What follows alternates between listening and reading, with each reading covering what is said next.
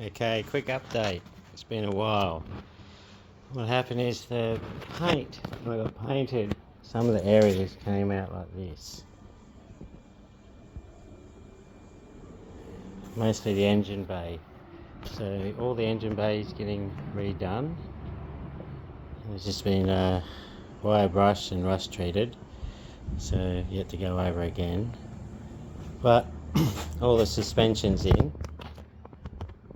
Wheels are on.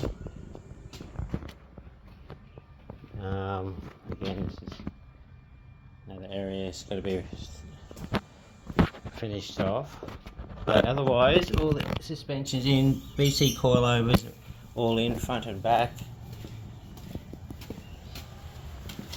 Seem to fit really nice. I can't see them in there. So that. Otherwise, very happy with all that. That worked out good. So it shouldn't be too much longer, and I'll give you more of a progress or update on how it's going.